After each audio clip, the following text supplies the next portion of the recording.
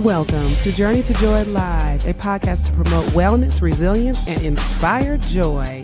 Be empowered to balance your mental, physical, financial, aspirational, and social health while providing mental health awareness and breaking down the stigma of mental illness in the Black community. I'm your host, Dr. It Joy, and I'm here to help you transform life's challenges into opportunities for joy. Let's begin the journey together. Hello, episode 150. Joy is a team sport, the village behind the brand. Wow, 150 episodes. I started Journey to Joy Live back in July 2023 during Minority Mental Health Awareness Month and just kept going every single week. So every week on all the platforms, you can see a new episode of Journey to Joy Live. Why? Because I'm all about reducing the stigma of mental health and mental illness, especially in the Black community. But in all communities, there is a stigma, and also about letting you know it's okay to not be okay, but just get the help. And it's okay to get help. So here we go, 150 episodes. So this episode today is super important because of the milestone of 150, but also because of what today is. Today is May 14th, and it is my daddy's birthday. He died in 2021, so it's been about 5.5 years or 4.5 years, and I wanted to go live on his birthday. It's his birthday. So I dedicate this episode to him. I dedicate the podcast to him, and I dedicate my brand to him. So when it comes to me talking about the village behind my brand, he is the number one behind that because he has always said so many times to me, Nina, I'm the one that named you Joy. He takes pride in calling me Joy. That is my middle name. Of course, my mom, she takes pride in naming me my first name, Nina. And that's where you get the enjoy. So really, they both get the credit for my brand, but especially the joy is what my daddy said. He said, I just want you to inspire joy and I want you to bring joy to the world. And so I didn't have this brand until after he died. So after he died, of course, 2 years afterwards is when I decided, let me make a brand for myself. And usually when it comes to making a brand for yourself, who are you? What is your name? What is your mission? What do you value? So I'm all about joy. I always show joy on my face. I am joy. I am in joy. And my value, my mission, my life mission is always about joy. So there you go. It's a journey to joy because it is a whole joy.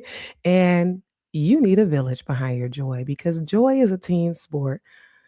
Not to say you can't do it alone, but why would you want to do it alone? I mean, people who are alone can be happy, and people who are alone can have peace and joy.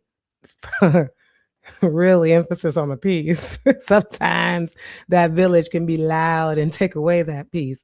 But you need a team, you need a village, you need family. So it's a matter of who that is in your life that, as I spoke about a couple of weeks ago, is not going to be toxic in your life and actually take away that joy. And I especially started thinking about this because I really was just trying to think about what am I going to talk about? It's his birthday. Do I want to spend the whole thing talking about him? Nah, I did that back in November when it was the anniversary of his death. I'm not going to do that again. So I'm just, what am I going to talk about? And so I was thinking about my recent trip. We were 2 weeks away in Europe. It was a 9-day Greek Mediterranean cruise, the longest trip we've ever taken, and the longest and I don't know. I think it was just the longest. I feel like it was 2 things. But anyway, it was the longest trip we've ever taken, especially away from the kids. Oh, the longest and the best. The longest and the best trip ever. Duh, how can I forget that? Longest and most fabulous trip because we took an anniversary trip to Morocco, Spain, and France, and that was the most amazing trip and the longest trip. And now this one just trumps that because we were away for 13 days and was able to see all the Greek islands. Not all the Greek islands, because guess what? There's 600 Greek islands. Apparently, there's 600 Greek islands. But anyway, all the main ones. And definitely couldn't have done it without the village. Not at all. And I can't do my brand without the village. I can't work without the village. I'm a wife, mom, boss. I talk about that all the time. You need your village. Who is my village? Well, definitely my husband, my mom, my husband's mom, so my mother-in-law, my husband's sister, my sister-in-law, as well as my sister, all of them played a role in us being able to go away to this long, long, long trip that ended up being the best trip ever, as well as a new nanny who is a part of our village as well. So nobody had the kids for more than 4 days in a row. So we pieced it together, flew my sister down, hired a nanny, and of course, we already had our close-knit the moms and the sister. So, it was really nice, and if you're watching and listening, thank you so much because we can't do trips like that without you, so appreciate that. And also, May is Mental Health Awareness Month, as everyone knows. And of course, Mother's Day just passed. Happy belated Mother's Day for all the moms. And you may not realize it, but the Inspired Joy for the Wife, Mom, Boss, balancing it all without losing yourself. It is a play off the Enjoyno, which introduces the Inspire Joy method that helps you balance your mental, physical, financial, aspirational, and social health. This is a journal, and this has practical tips for the wife, mom, boss, or the person who just juggles all these roles. So, whether you're a mom or not, or want to take care of the mom in your life, the Joy Bundle, because together they are the Joy Bundle, is on sale for the month of May, Mother's Day special, Mental Health Awareness Month special for just $30. It's typically $40 for the whole Joy Bundle. So you need to tackle that and go to Enjoy Life. I'm trying to pull it up. No, that's the wrong thing. There we go. There we go. There we go. Go to drenjoylife.com and it is for $30. The last time it was on sale, as you can see, was for $35, but now it's on sale for $30. So go to drenjoylife.com and grab that. If you don't want the personalized signature or the sale, the books are still on sale for not on sale, but they're sold on Amazon. So definitely partake in that. Why try to tackle joy alone, whether it is not asking for help or not using resources for help? So it is definitely very important for you. And what stops people from asking for help and seeking help because they feel like they're a burden? A lot of people, especially when they get older in life, they just feel like they don't want to ask people for help. They don't want to look bad. They don't want to look like they're weak, and they don't want to be a burden on others. But then if everybody's doing that and nobody's helping each other, we're all doing this alone and carrying the weight alone for what and why? Why do that? When if you had the help, you can do those things. And yes, I'm using the trip as an example because if we didn't have our village and we decided not to ask them, we're still gonna travel. We take the kids, but if you're a mom and you've traveled with kids, even if you have a spouse to travel with or not, it can be a little bit stressful. So it's nice to have the family trips and it's nice to have the trips where it's just you and your spouse. You need that to rejuvenate and to be able to come back and be the best parent ever. Because as I mentioned many times, parenting is hazardous to the mental health. It's like so sad to say, but it is. Surgeon General about I think it was like a year and a half ago at this point wrote an article stating that parenting is hazardous to mental health. So it's really important to get in time for yourself, self-care, prioritizing yourself so that you can be able to build into them because if you're if you're stressed out and you're not your best self, how can you be the best parent? You cannot pour from an empty cup. So I think it's important for you to do a village audit. Who is my village? Who do I have? Who is going to be that person that I go to? Hey, hubby, he's watching. See, now I can put you on here. I told him to watch from Enjoy Life so his comics can come up on the screen. Thank you, Juan. So do a village audit. It only takes 5 minutes. You could do it this week. Write it down. The people who you actually rely on, not just the people you love, but who actually shows up. There's a lot of people in your life, whether it's friends or family, that you love and they're great and you're there for them, but maybe they don't show up for you. Who do you rely on? And who actually shows up? Who A lot of people say, I don't have a village. I don't have family. I don't have parents in the city. I don't have anyone. Do a village audit. Who is there? Somebody is there. And who do you have to bring to be a part of your village? Maybe you have to hire somebody.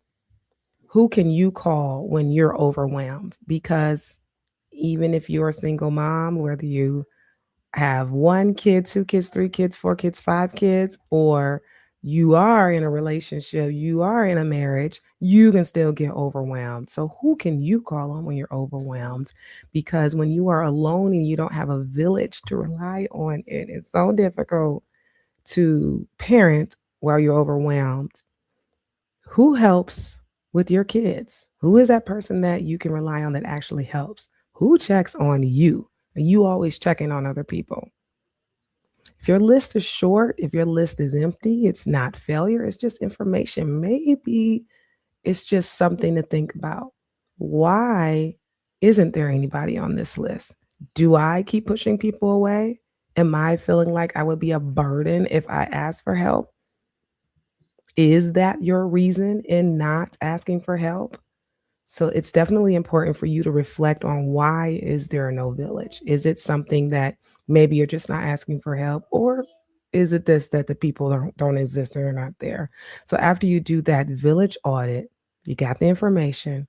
Now make one specific ask this week. What's one thing you can ask for help on? Stop saying, I don't want to bother people. That mindset is costing you your mental health. May is Mental Health Awareness Month. Start to look at and evaluate your mental health and who you can ask for support or for help, or that can be there for you to assist. So maybe that action item that you are specifically asking for, hey, can you watch the kids for 2 hours? Can you check on me this week? Give people permission to check on you. That is important. Maybe people don't realize it's okay to check on you because maybe in the past you've been like, why you asking me that? Get out of my business. Give people permission to check on you. Can you help me think through this decision? That's asking for help as well. Helping to I ask my mom all the time, and my husband and my sister, even if it's a simple thing, it's like helpful to just say, what do you think? Even if I know the answer, to ask for how to make a decision. Because if you have multiple decisions to make, multiple roles to manage, and you're not asking for help and you're trying to do it alone, now you are system overloaded, and that's what leads to burnout. And chronic burnout, chronic stress leads to mental illness such as depression and anxiety. And now, therefore, maybe requiring therapy or medication. So it is important at square one to evaluate yourself. And yes, it is okay to ask for help. Be specific. Can you watch the kids for 2 hours? Can you help me make the decision? Can you check on me this week? Not like, hey, can you help? That's not specific enough, because specific asks get answered. Something specific. Vague suffering gets annoyed. Oh, I'm just stressed out.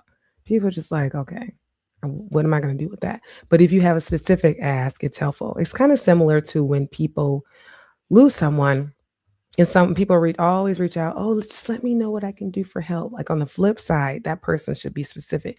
Hey, I can help get the flower arrangements for the services, or I can do meal prep for you for the week or whatever it is. So that's on the flip side where a person is asking, how can I help? Be specific to that person. So the other way around, when you are asking for help, be specific to what your needs are so that they know what to do.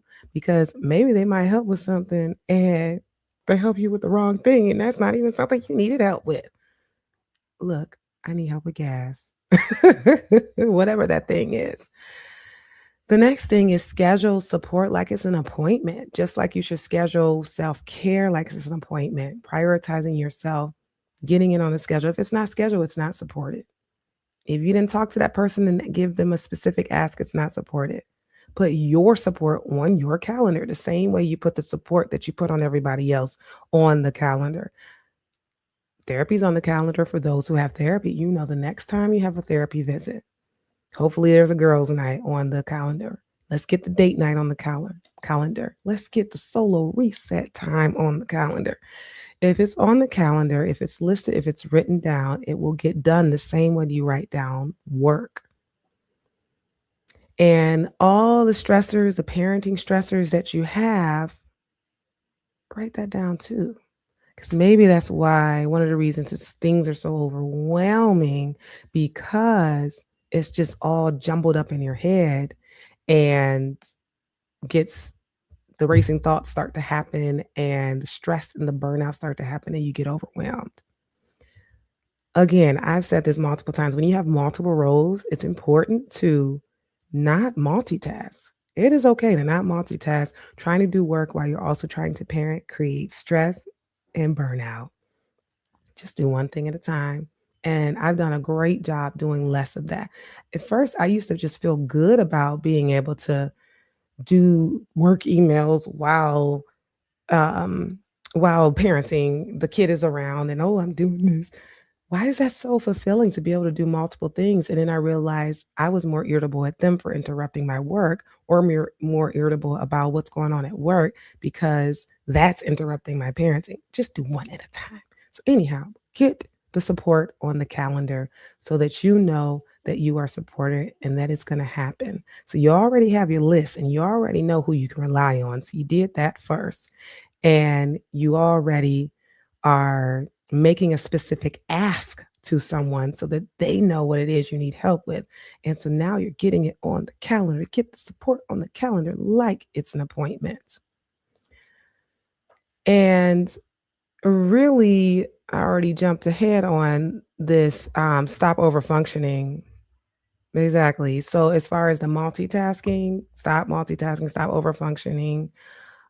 Some of you are tired because you're doing other people's assignments. So not only is multitasking like doing multiple roles at the same time, but maybe you're multi or over functioning because you're doing somebody else's job when they should be doing it. So that's either on at work or at home or anywhere else in your life, whether it's sorority or church or some type of organization that you're doing. Why are you doing other people's work? That is definitely a time to ask for help.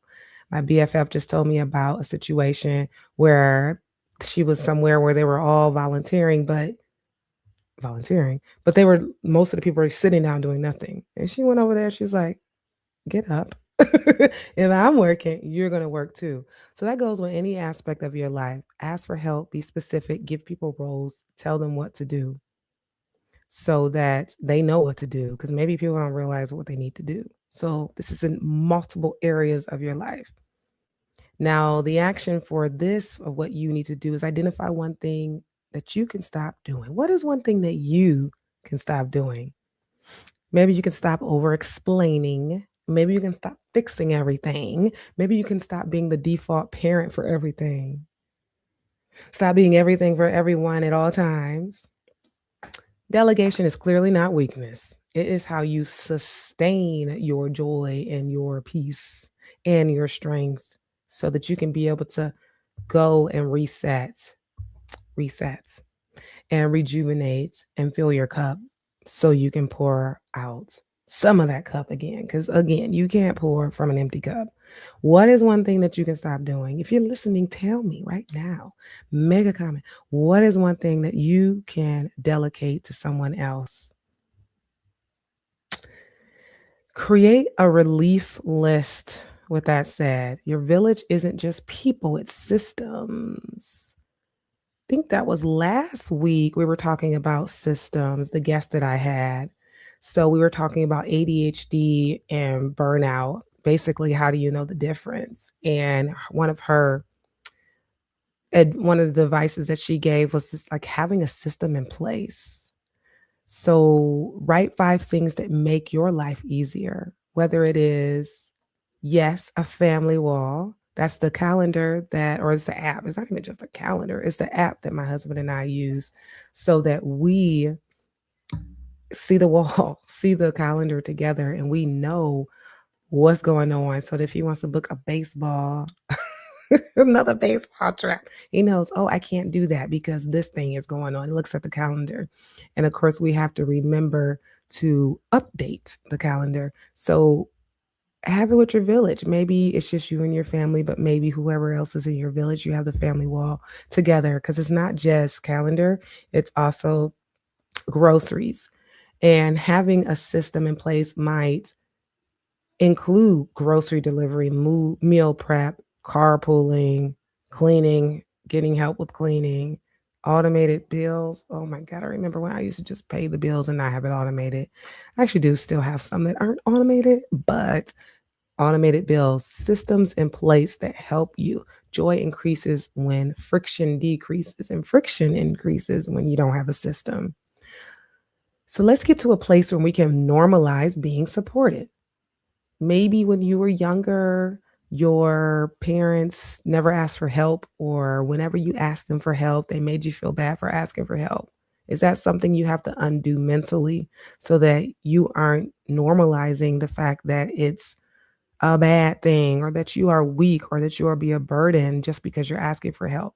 So let's normalize being supported. It's okay to be supported. It's okay to have a village. It's okay to ask for help.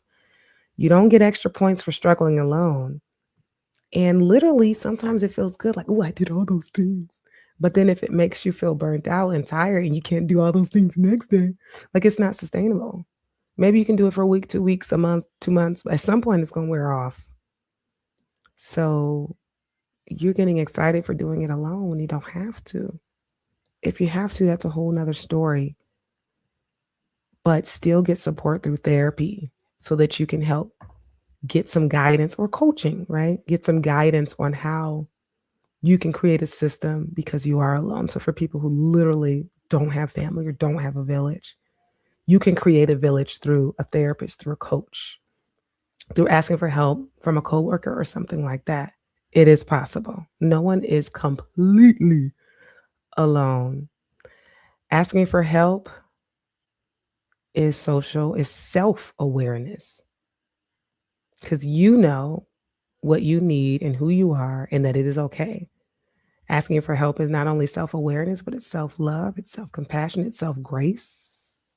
Because you're allowing yourself grace to be able to ask for help. You're telling yourself it is okay. And receiving help is emotional maturity because a lot of times when people say they want to do something for you, I'll take the kid for an hour, and you're like, no, I can do it. I can do it all. Why? Why not let someone help you? Why not? Because when you don't, remember that slippery slope, overwhelm, stress, burnout, anxiety, depression, suicidal. It keeps going, leads to mental illness. Let yourself say yes, especially if somebody reaches out. Being isolated and being alone is not strength, but being isolated is a risk factor. If you notice that you're pushing out everybody in your life, you're withdrawn and you're isolated and you're alone, that's a risk factor, especially when you're not usually doing that. You're a social butterfly, now all of a sudden you're isolating, but you say you're doing it because if you ask for help, you're weak. There's something wrong. And if there's something wrong, it is okay to seek help. So you might be the strong friend.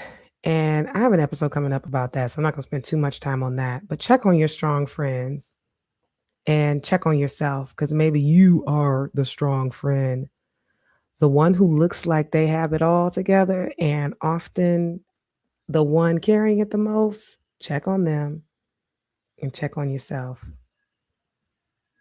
Make sure they're okay. Maybe you need to send a text to somebody, to your village, to someone in your village. I was thinking about you. How are you really doing? A lot of people say, "Oh, I'm doing good. Oh, I'm blessed and highly favored." Are you though? How are you really Are you blessed and highly favored?